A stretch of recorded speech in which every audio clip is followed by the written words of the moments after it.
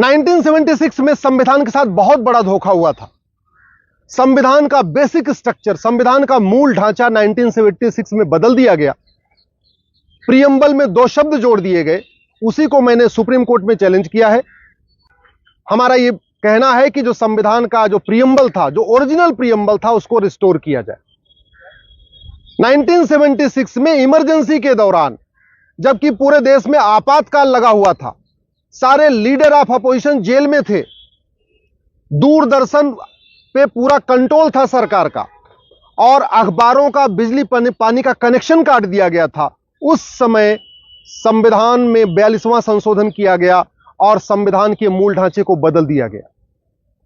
और जो 2 शब्द जोड़ा गया, सोशलिस्ट और सेकुलर, उसको संविधान सभा पहले रिजेक्ट कर चुकी थी। 1 बार नहीं, 2 बार नहीं, 3 बार संविधान सभा ने उसको रिजेक्ट किया था कि नहीं, सोशलिस्ट सेकुलर विदेशी कॉन्सेप्ट है, यह भारत का कॉन्सेप्ट नहीं है, यह हमारे संविधान के प्रियम्बल में नहीं आएगा। पहली बार जो प्रियम्बल के ऊपर चर्चा हुई थी वो हुई थी 13 दिसंबर 1946 को। पूरी चर्चा हुई लेकिन कंक्लूजन नहीं निकला। 22 जनवरी 1947 को प्रियम्बल पे दोबारा चर्चा हुई और पूरी चर्चा हुई। उसके बाद एक मत से प्रियम्बल को एक्सेप्ट किया गया, वो प्रियम्बल जो 1976 तक भारत के संविधान का हिस्सा था। 15 नवंबर 1948 को प्रोफेसर केटी शाह साहब ने एक प्रस्ताव पेश किया कि नहीं, प्रियम्बल बदलना चाहिए और उन्होंने संविधान बदलना चाहिए और संविधान में सोशलिस्ट और सेकुलर शब्द आना चाहिए। उन्होंने कहा कि अगर प्रियम्बल में सोशलिस्ट सेकुलर नहीं आ सकता है तो आर्टिकल 1 में सोशलिस्ट सेकुलर फेडरल आना चाहिए। पूरे दिन चर्चा हुई, संविधान सभा ने उसको रिजेक्ट कर दिया कि आर्टिकल 1 जहां इंडिया दैट इज भारत लिखा हुआ है वहां पे सोशलिस्ट सेकुलर फेडरल नहीं आएगा। 3 दिसंबर 1948 को प्रोफेसर केटी शाह साहब ने दोबारा एक प्रस्ताव पेश किया और उन्होंने कहा कि प्रियम्बल में नहीं आ सकता सोशलिस्ट सेकुलर, आर्टिकल 1 में नहीं आ सकता सोशलिस्ट सेकुलर, कोई बात नहीं, आर्टिकल 18 में सोशलिस्ट शब्द आना चाहिए। फिर चर्चा हुई संविधान सभा में और एक मत से उसको फिर रिजेक्ट किया गया। 6 दिसंबर 1948 को संविधान सभा में फिर चर्चा हुई। पंडित लोकनाथ मिश्रा ने कहा कि जो सेकुलर शब्द है ये स्लिपरी फ्रेज है, ये विदेशी कॉन्सेप्ट है, अगर इसको हम संविधान में डालेंगे भारत की संस्कृति को यह बर्बाद कर देगा। एचवी कामत साहब ने कहा कि धर्म अलग होता है, रिलीजन अलग होता है, धर्म का सेकुलर से कोई लेना देना नहीं, इसलिए यह सेकुलर शब्द नहीं आना चाहिए। 17 अक्टूबर 1949 को फिर चर्चा हुई इस प्रियम्बल के ऊपर और फाइनली एक मत से संविधान सभा ने प्रियम्बल को एक्सेप्ट किया और वो प्रियम्बल एक्सेप्ट किया जो 1950 से लेके 1976 तक, 1976 तक, यानी इमरजेंसी के दौरान बढ़िया काम करता रहा, कहीं कोई दिक्कत नहीं आई, उससे देश आगे बढ़ता रहा। 26 नवंबर 1949 को हमारा संविधान पूरा हो गया। संविधान सभा, इससे हम 26 नवंबर को हम संविधान दिवस मनाते हैं। 24 जनवरी को राष्ट्रगान अडॉप्ट हो गया।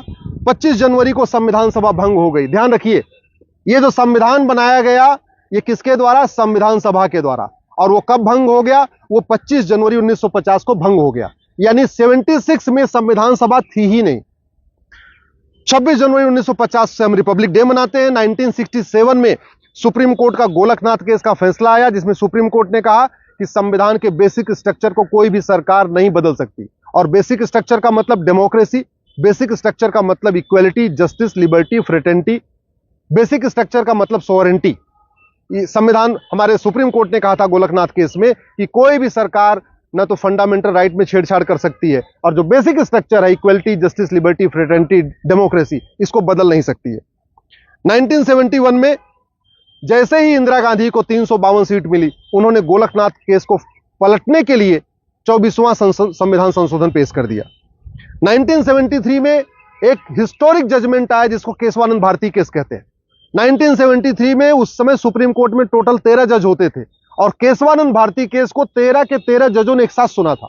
और उस समय मेजॉरिटी का जो फैसला यही था कि हां, जो बेसिक स्ट्रक्चर है इसको छेड़छाड़ नहीं किया जा सकता। और बेसिक स्ट्रक्चर का मतलब वो शब्द जो प्रियम्बल में है, वो क्या है? Democracy, sovereignty, social, economic, political justice, liberty of thought, equal opportunity, equality, dignity, ये बेसिक स्ट्रक्चर है हमारे प्रियम्बल में जो लिखा हुआ है। इसका मतलब संविधान में संशोधन तो हो सकता है लेकिन संविधान का जो गोल है, जो प्रियम्बल में लिखा हुआ है, संविधान का जो मूल ढांचा है जो प्रियम्बल में लिखा हुआ है, संविधान का जो बेसिक स्ट्रक्चर जो प्रियम्बल में लिखा है, उसको छेड़छाड़ नहीं कर सकते। इसका मतलब प्रियम्बल को नहीं बदल सकते।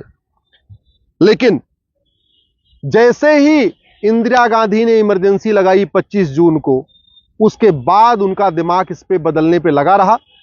लोकसभा का जो टेन्योर था वो मार्च 76 में पूरा हो चुका था, याद रखिएगा। लोकसभा का टेन्योर मार्च 76 में पूरा हो गया और दिसंबर में संविधान का बेसिक स्ट्रक्चर बदला गया। सवाल यह है, आखिर अधिकार मिला कैसे? संविधान सभा जिसने इस संविधान को बनाया वो 1950 में खत्म हो गई। लोकसभा का कार्यकाल मार्च 76 में खत्म हो गया।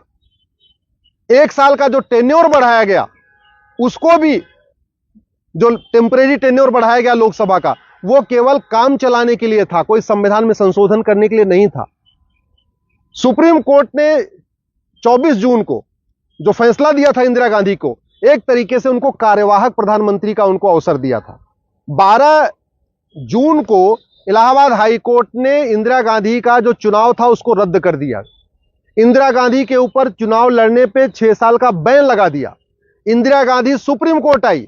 24 जून को सुप्रीम कोर्ट का फैसला आया, लेकिन सुप्रीम कोर्ट ने इलाहाबाद हाई कोर्ट के फैसले पे कंप्लीट रोक नहीं लगाई, पूरी तरीके से उसको उस पे स्टे नहीं दिया। सुप्रीम कोर्ट ने कहा कि ठीक है, आप प्रधानमंत्री बने रह सकती हैं, लेकिन आप कोई महत्वपूर्ण निर्णय नहीं ले पाएंगे। लेकिन 24 जून को सुप्रीम कोर्ट का फैसला आता है और 25 जून को राष्ट्रपति से कह के पूरे देश में इमरजेंसी लगा दी जाती है। इमरजेंसी लगाते ही देश के सभी प्रमुख नेताओं को जेल में डाल दिया जाता है।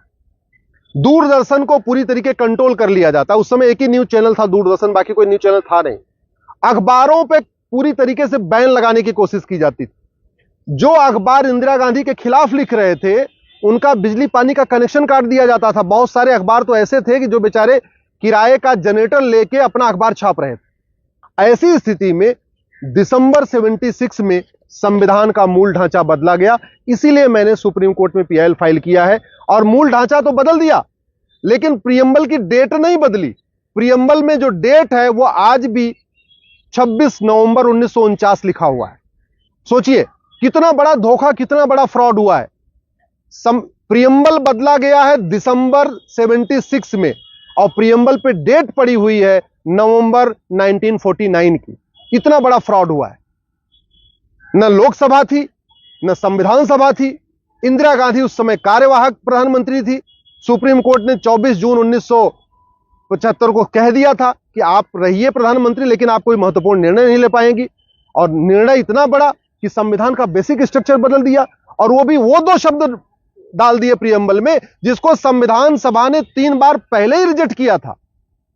आखिर भारत का जो प्रियम्बल बना है वो लंबी चर्चा के बाद बना है। 23 दिसंबर 1946 को प्रियम्बल पे चर्चा हुई, 22 जनवरी 1947 को प्रियम्बल पे चर्चा हुई, 15 नवंबर 1948 को प्रियम्बल पे चर्चा हुई, 3 दिसंबर 1948 को प्रियम्बल पे चर्चा हुई, 6 दिसंबर 1948 को प्रियम्बल पे चर्चा हुई, और फिर 17 अक्टूबर 1949 को प्रियम्बल पे चर्चा हुई। तब जाके प्रियम्बल फाइनल हुआ था। यानी 6 दिन लगातार संविधान सभा ने प्रियम्बल पे चर्चा किया, फिर प्रियम्बल को फाइनल किया। और इंदिरा गांधी ने उस प्रियम्बल को बदलने में 6 घंटे भी नहीं लगाए। संसद में, लोकसभा, राज्यसभा में कोई चर्चा ही नहीं हुई। जो लीडर ऑफ अपोजिशन थे वो न लोकसभा में थे न राज्यसभा में थे, सारे जेल में थे या भागे घूम रहे थे, कहीं अपनी जान बचा के छिपे हुए थे। पूरी तरीके से वहां कांग्रेस के ही लोकसभा में सांसद थे, राज्यसभा में सांसद थे। बहस करने का कोई था ही नहीं। जो दस्तावेज दिखाता है कि कोई ढंग से बहस ही नहीं हुई। और मान लीजिए बहस होती भी तो फिर प्रियम्बल आप कैसे बदल देंगे? अगर एक बार, मेरा यह कहना है माननीय सुप्रीम कोर्ट से भी, कि अगर एक बार प्रियम्बल बदलने का अधिकार मिल जाएगा सरकार को, तो इसकी लिमिट नहीं होगी। अगर प्रियम्बल में जोड़ने का अधिकार सरकार को मिल जाएगा तो प्रियम्बल घटाने का अधिकार भी सरकार को मिल जाएगा। अगर सोशलिस्ट और सेकुलर शब्द जोड़ने का अधिकार सरकार को मिल जाएगा तो डेमोक्रेसी निकालने का भी अधिकार मिल जाएगा, सोशल जस्टिस निकालने का अधिकार मिल जाएगा, इक्वलिटी निकालने का अधिकार मिल जाएगा, लिबर्टी निकालने का अधिकार मिल जाएगा। भाई अगर प्रियम्बल में कुछ जोड़ने का अधिकार सरकार को मिला, इसका मतलब घटाने का अधिकार मिल गया। अगर संशोधन करने का अधिकार मिला तो केवल जोड़ने का अधिकार नहीं मिला, घटाने का भी मिल गया। कल को किसी सरकार को मान लीजिए 400 सीट मिल जाती है वो कहेगा भारत में लोकतंत्र नहीं रहेगा, डेमोक्रेसी निकाल देगा। फिर क्या होगा? अगर किसी सरकार को 400 सीट मिल जाती है, वो कहेगा प्रियम्बल में सोवरेन शब्द नहीं होगा, यानी अब हम स्वतंत्र संप्रभु नहीं रहेंगे, हम चीन के गुलाम बनेंगे, हम अमेरिका के गुलाम बनेंगे, हम रूस के गुलाम बनेंगे। तब क्या होगा? फिर कौन रोकेगा उसको? अगर अल्टीमेटली जब प्रियम्बल में बदलाव की छूट मिल जाएगी, फिर तो कुछ भी हो सकता है।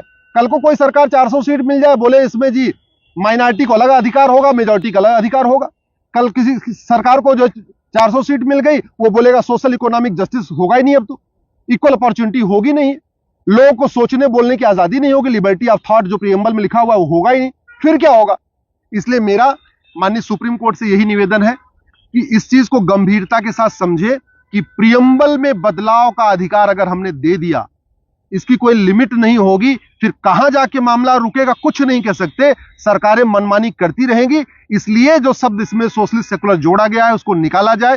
पहली बात तो एकदम फ्रॉड है, वो इमरजेंसी के दौरान जोड़ा गया है, कोई डिबेट नहीं हुई। और दूसरा, एक बार अगर हमने संविधान का मूल ढांचा बदलने का अधिकार सरकार को दे दिया, आने वाले टाइम में सरकारें भगवान जाने क्या करेंगी, कुछ हम सोच भी नहीं सकते हैं। इसलिए ओरिजिनल प्रियम्बल को रिस्टोर किया जाए और जो अमेंडमेंट डाला गया इसमें सोशलिस्ट सेकुलर, उसको निकाला जाए।